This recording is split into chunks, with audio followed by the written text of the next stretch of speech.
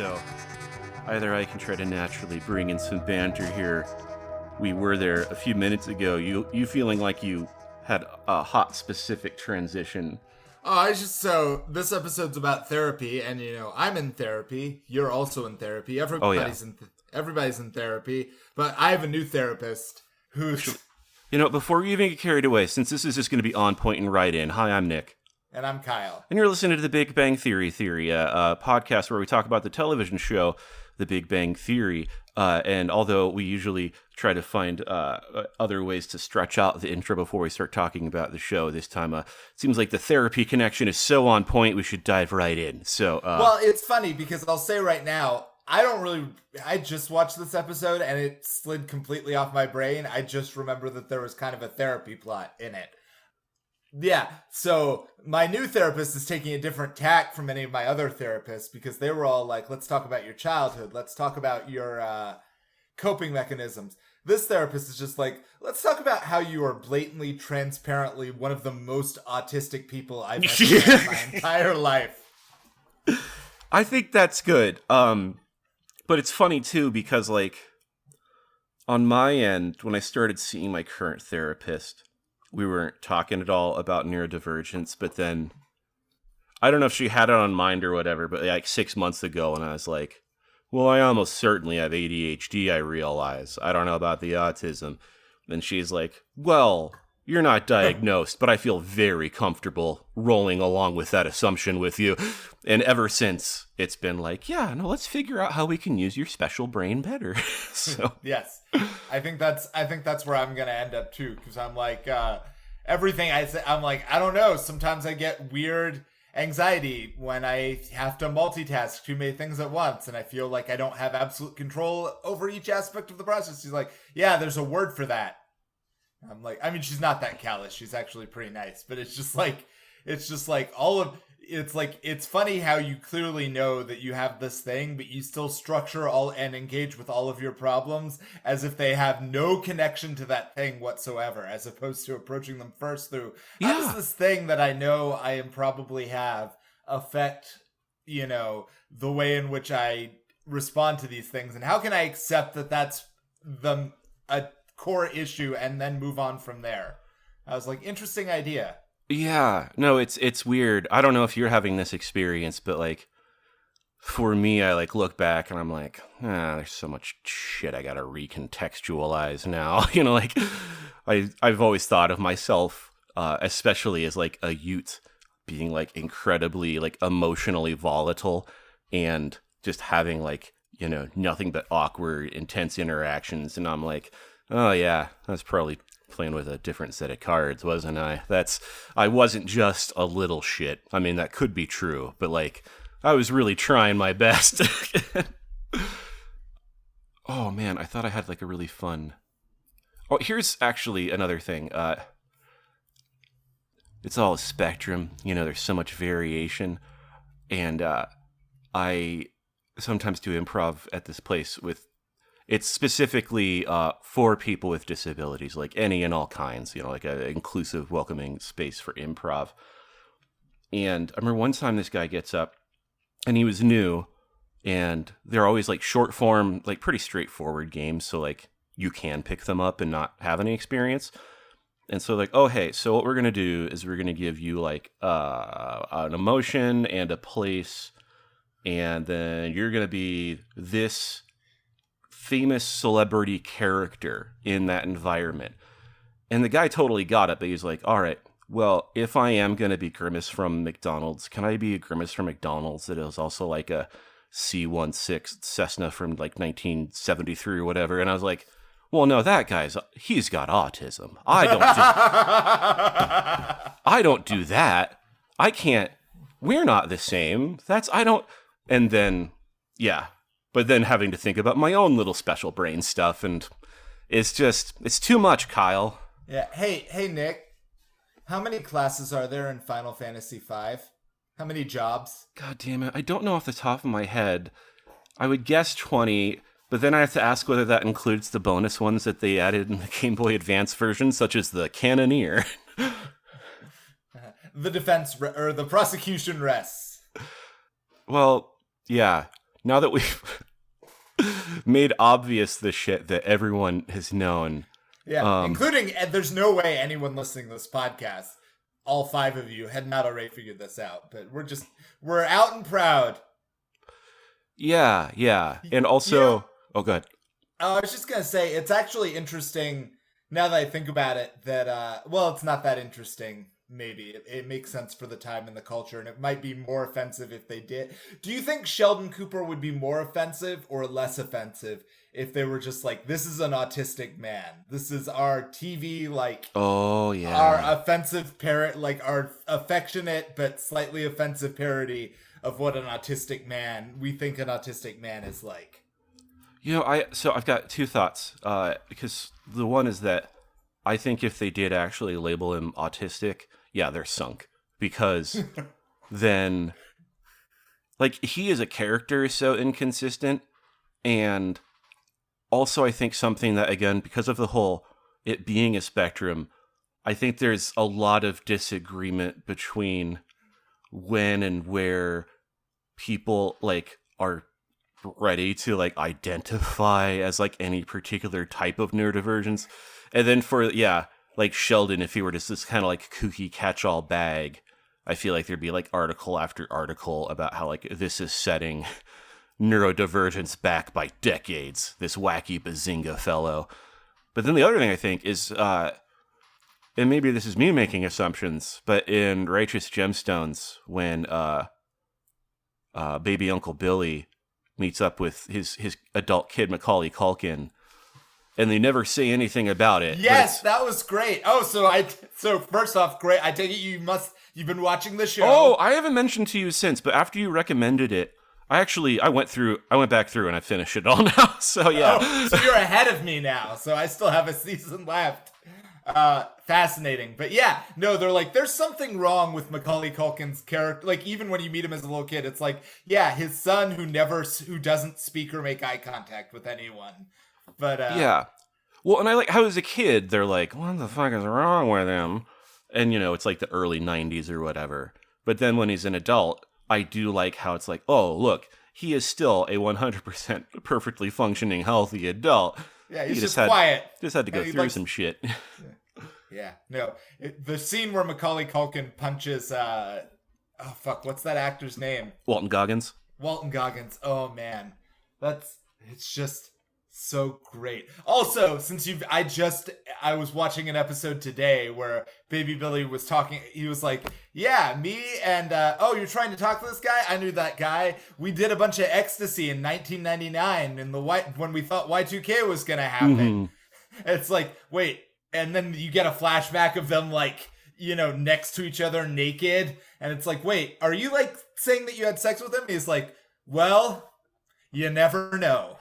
And it's so I can't put my finger on the way he says it because it's not like he's being coy. He's not saying I did, but I'm not going to say it outright. He's literally saying I took so many drugs. Yeah. And that's the thing that can happen when you take that many drugs that it's impossible for me to give you a straight. It's like there are definitely men I had sex with when I was in the throes of large amounts of cocaine and ecstasy. Mm-hmm. But was he one of them? There's no way for me to tell. Yeah, there's a list.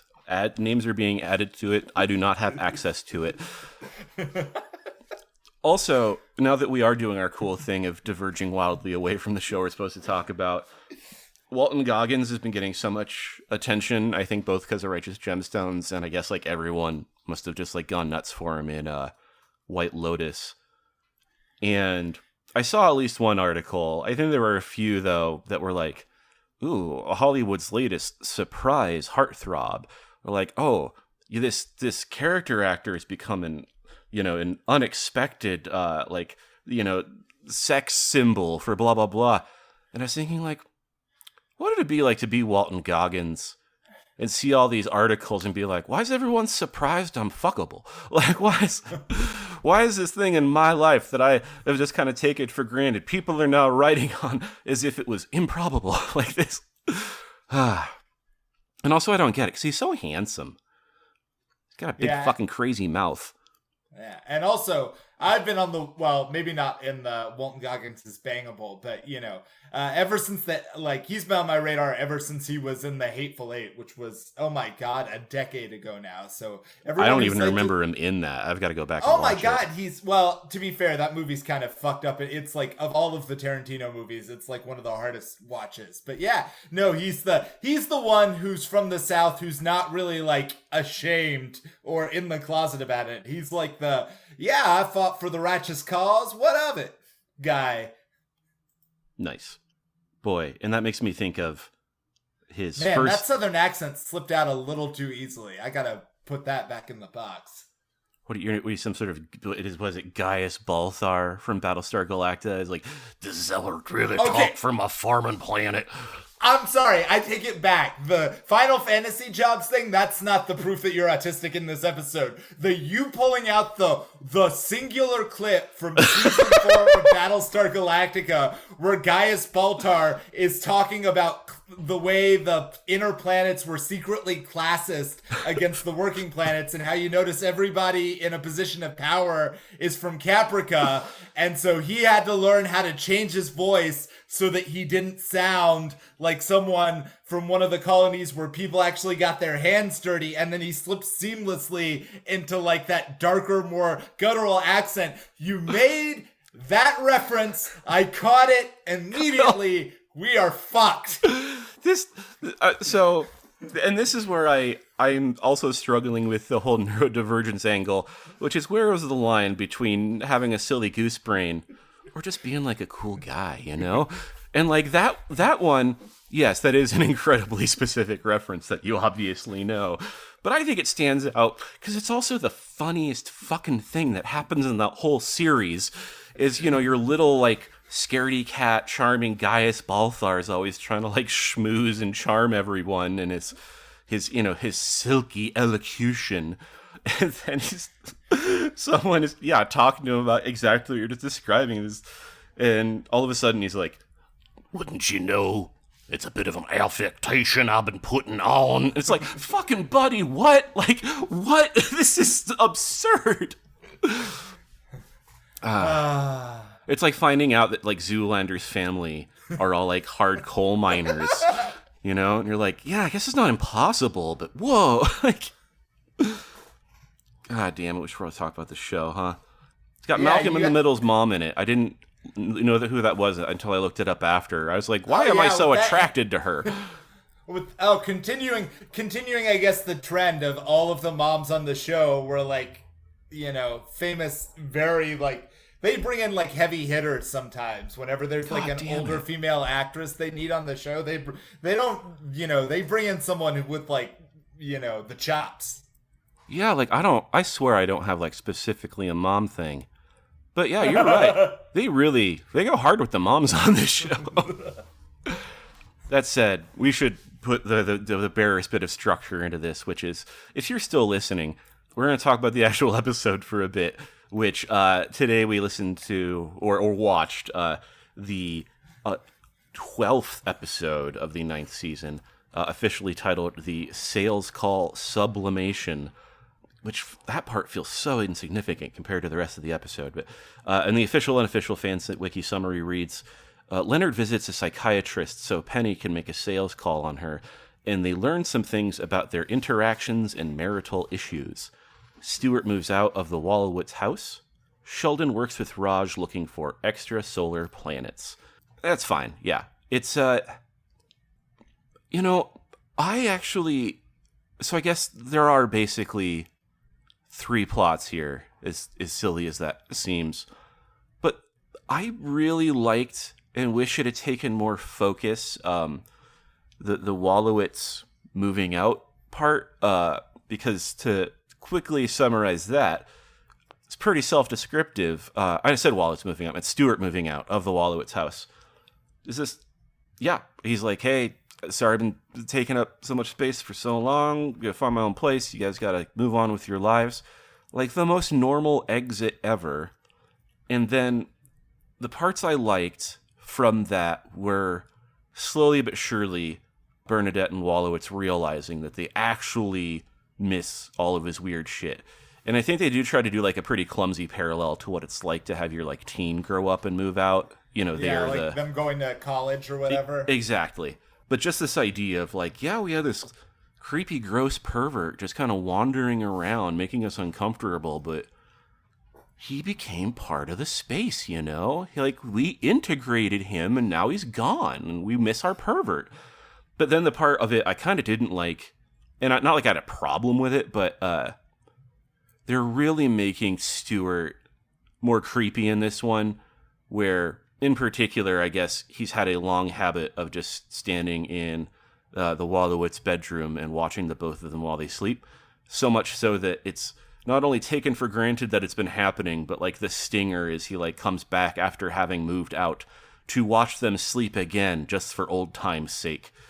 And it's not like that's like, it's not awful. It's just, it seemed like almost like out of place. Just like, it wasn't funny enough because I was like, I know Stuart's a creep, but this doesn't really seem in line.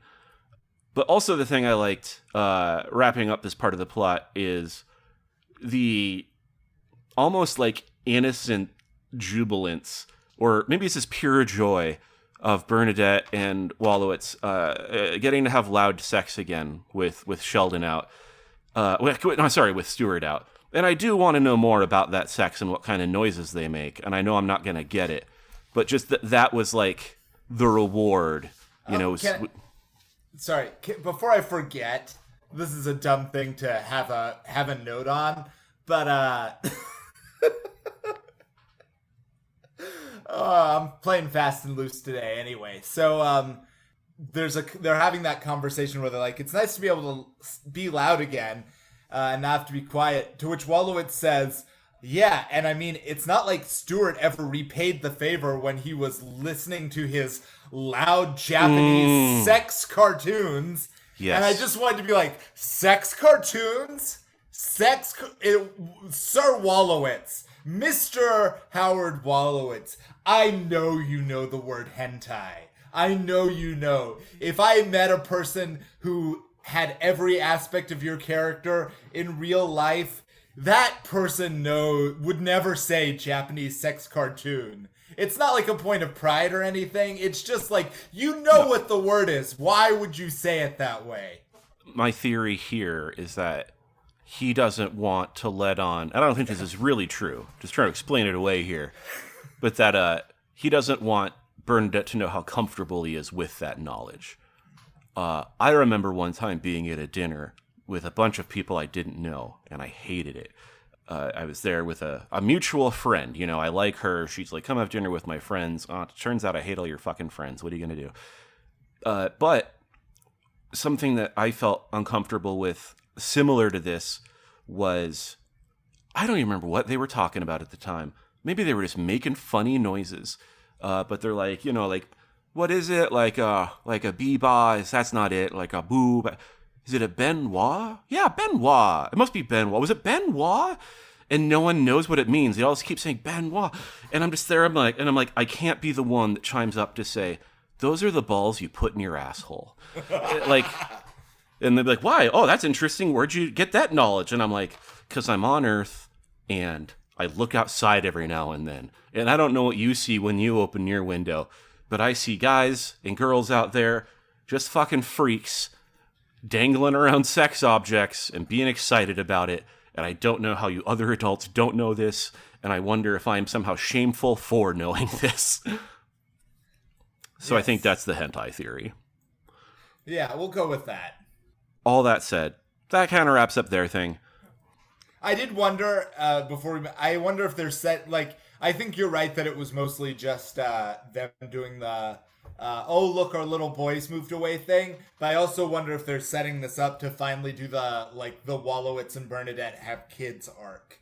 Because they were basically acting so baby crazy by the end of the episode, which I'm only realizing now because there's that moment where they're like looking at Stuart's old room and they're like, what should we put in here? Like a home office or whatever. And then she like pulls out like a stuffed teddy bear and they both stare at it like, oh, our little boy's all grown up. I'm only realizing now how fucked up that joke actually, well, maybe not. It's just, I'm realizing now that part implicit in that joke is, why does Stuart have a stuffed child's teddy bear in his closet?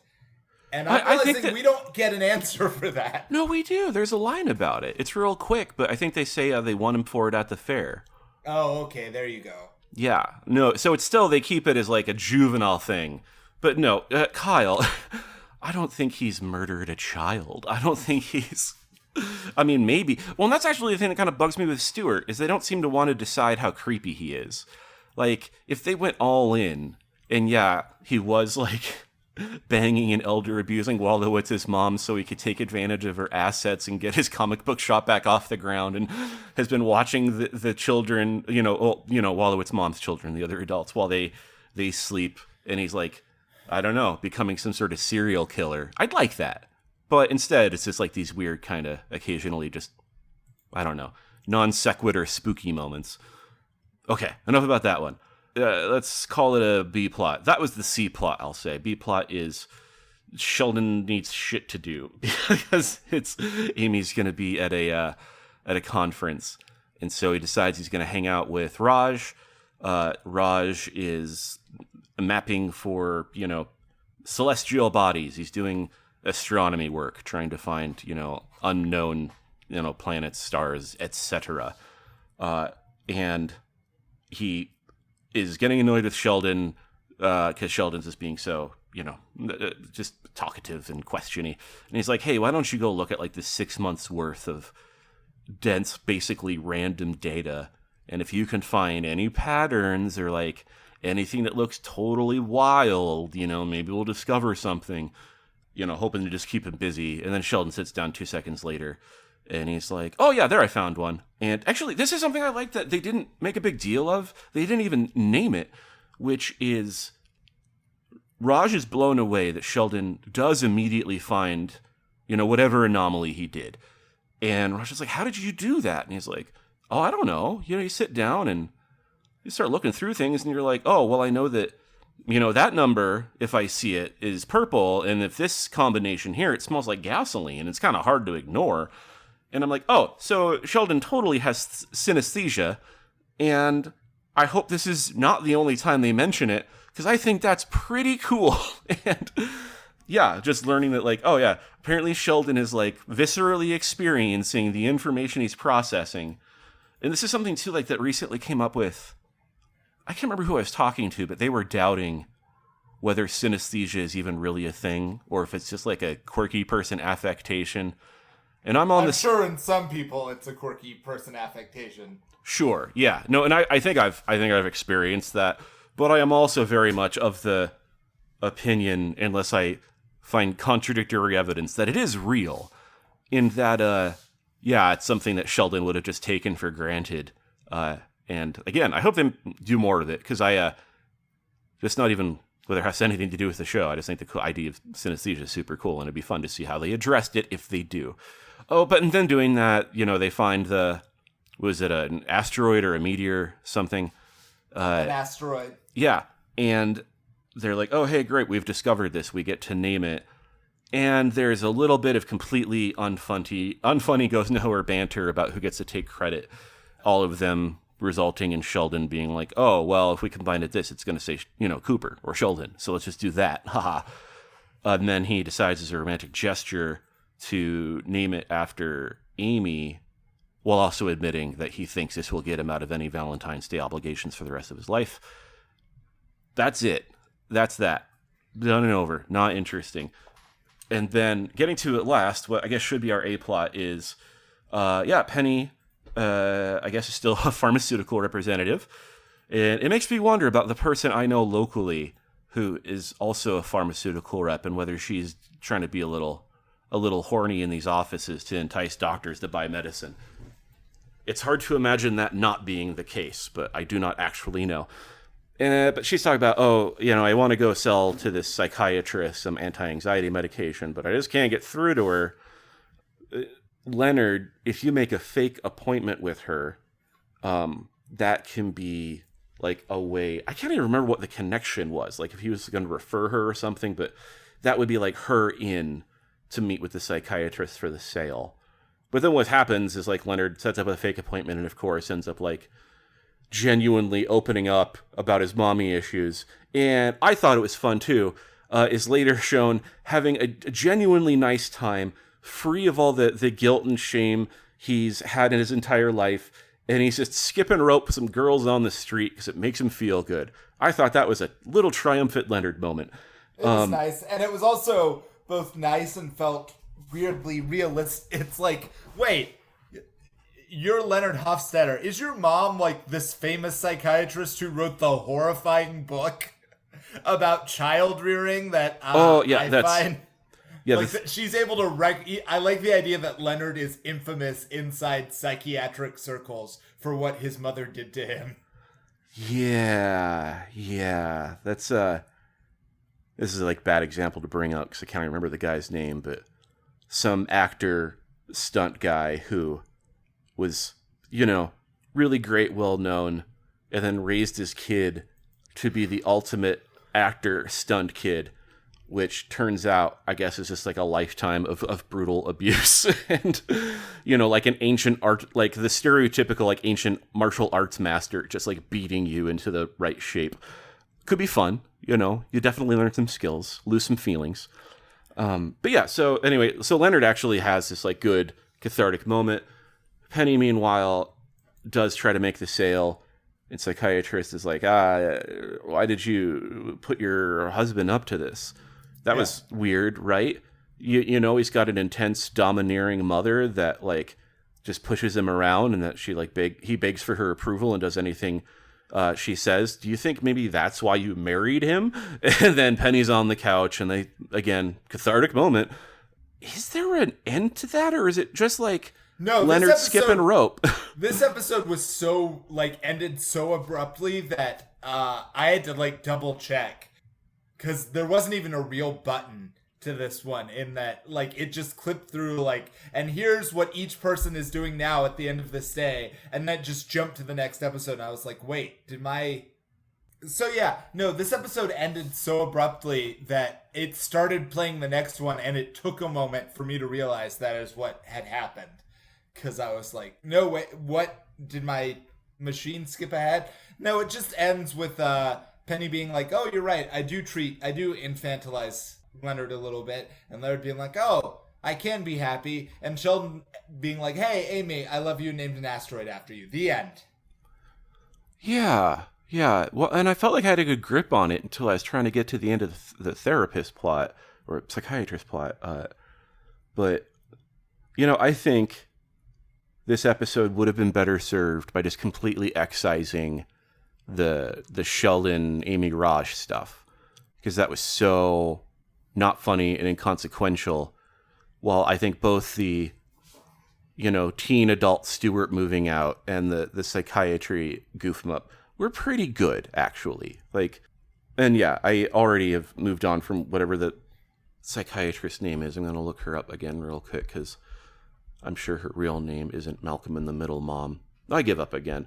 But she was great, and so in spite of me having very, very, very strong opinions about a couple recurring guest stars, I am glad that she showed up. Her name is Jane Kasmarek. There we go. It's Dr. Gallo. Kyle, anything else about this one? No. I think I'm good. Okay. Well, before we move on to recommendations, here is my regular mandatory mention that we do have a Patreon feed where we talk more about the things we enjoy and don't have to do the teeth pulling of getting through these Sheldon shenanigans. And if you want to go check that out, you see it at patreon.com/TBBTT for the Big Bang Theory. Patreon.com/TBBTT. Recommendations time. Kyle, you or me first? I'll go first. So this is not a real recommendation. I just wanted to say... I was just shocked that it's not real, but please continue. Well, I mean, it's like you do sometimes. It's more like an update on a franchise than an actual recommendation. Yeah. Just like happened the first time, The Accountant 2 is out on streaming on Amazon, and I know it's out streaming because every single person in my life who watches that movie is like, hey, did you know there's a movie about an accountant who's kind of has a weird affect and also does a lot of punching and kicking? For some reason, whenever I watch it, it reminds me of you. And I just want you to know it's out. So I actually saw it in theaters with my wife, so I didn't need the update. I have already seen it. It's okay. It's a fun movie. I hear it's fun, yeah. That the first one is too dry and this one gets a little wacky, I hear.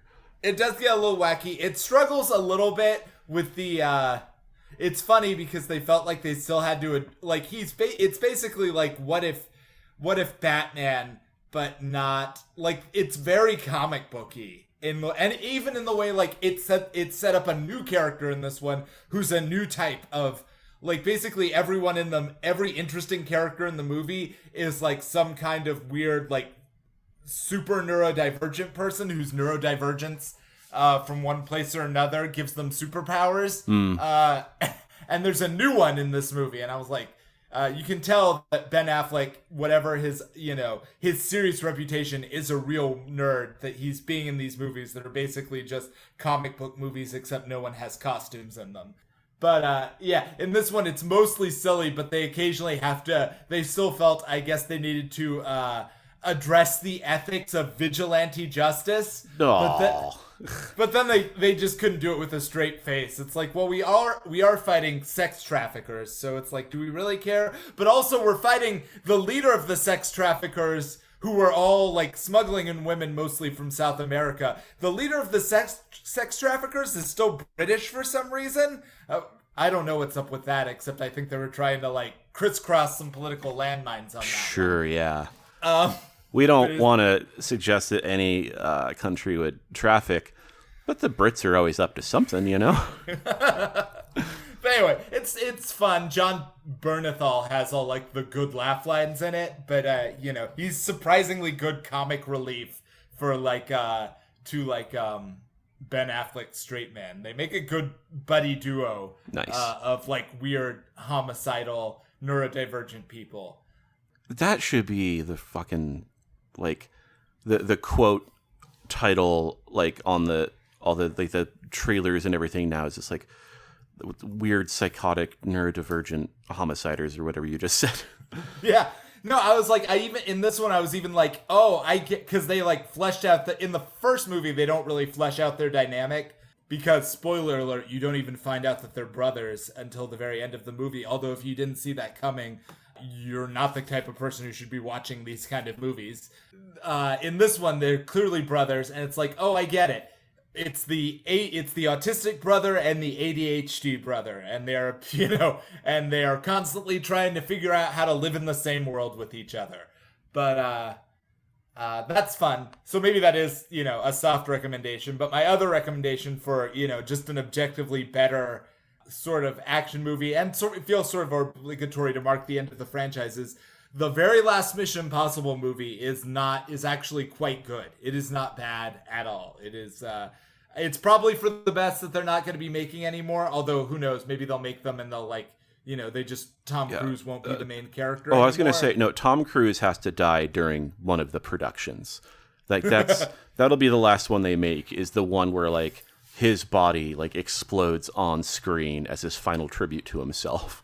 Yeah. Well, this one was clearly trying to set itself up as the last one in the franchise. But also, I guess they leave the door open where it's he does have a younger protege now, played by Haley Stanfield, who could easily take over the saga if they wanted to do more spin-off movies in the same universe.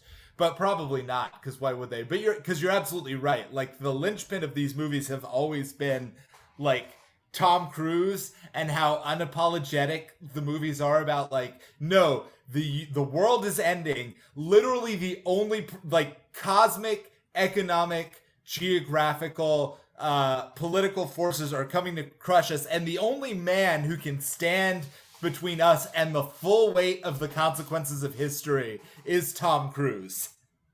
And so in a way it's so self-aggrandizing, it's kind of funny. Yeah. But it's also, frankly, in a weird way, it comes off as charming by the end, mostly because in the movies he's not a dick about it.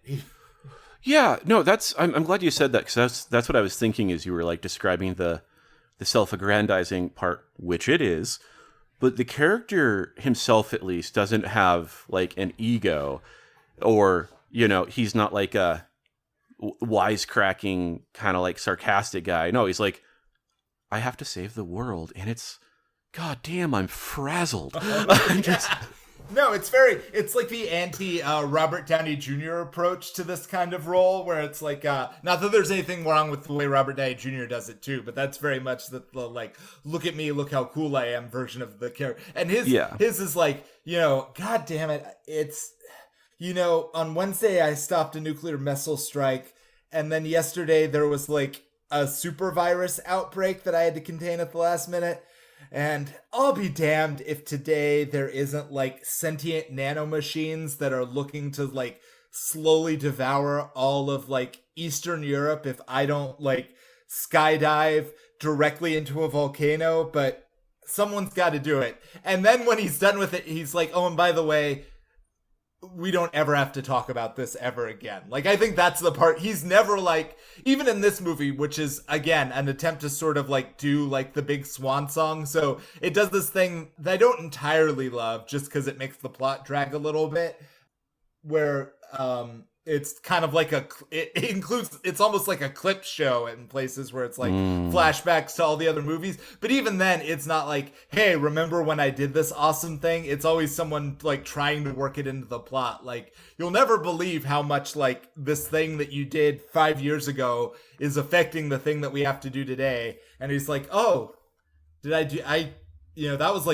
was a crazy like July for me, so I kind of forgot about that one. Yeah, but I'll take your word for it. But no, in the like, I'm stealing now from other better film critics, but basically the message inside this movie, because I don't know if you've been watching these latest ones, but the last two are about artificial intelligence.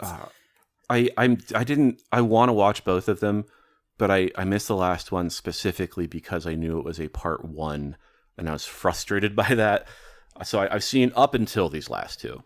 Okay, so these last two are about artificial intelligence, and basically the message in the movie is like, artificial intelligence will like come and destroy everything that you love and care about unless you have the like self-control and will to just be like, we're just not going to use this. We're going to like try to do things it's like, yes, we could use the AI and theoretically that could make the world a better place. But in the end, we're just surrendering our destiny over to a machine that we can't trust. We've got to do the hard things. And if that means,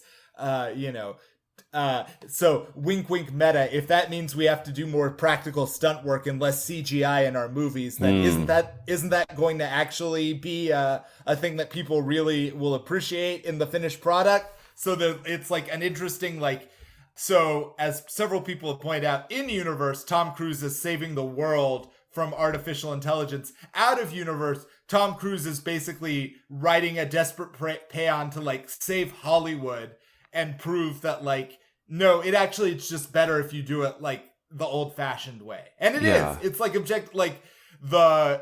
not so much in the writing or the dialogue, but in the, because those things are pretty wacky, frankly, but in the way that like, there's a scene where he's like in a submarine that's fucking slowly tumbling off a cliff, and the way like the whole submarine is rotating around him and stuff is flying everywhere while he's trying to swim through it and get to like his final objective, you're like, god damn, this is tense, this is amazing, I love this. And it's like, this is what movies are supposed to be about, man.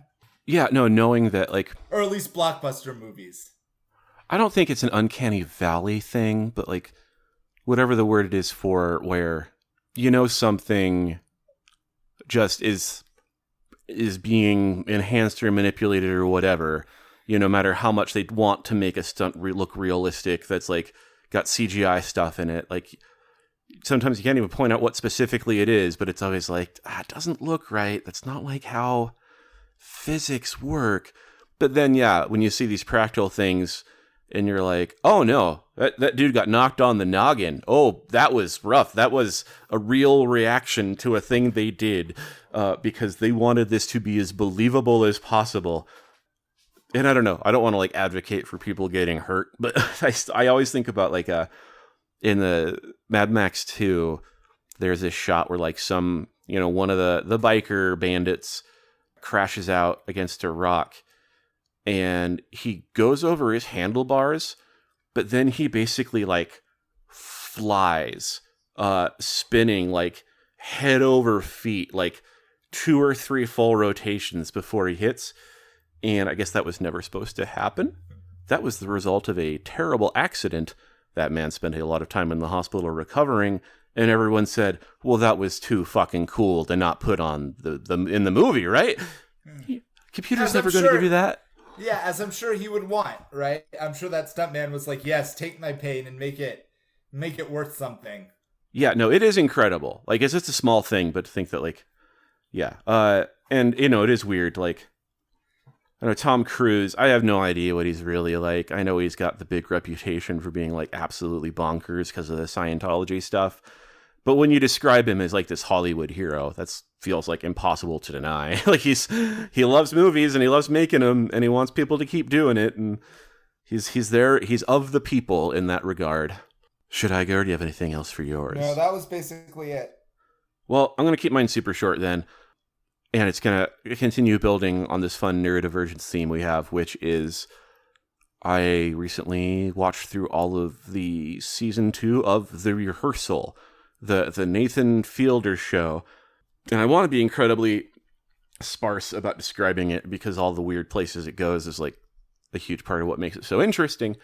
But the basic premise, at least for this season, is that Nathan, basically from his own casual interest in aviation and aviation disasters, develops the theory that like poor communication is a real issue that leads to like just accidents, crashes, disasters.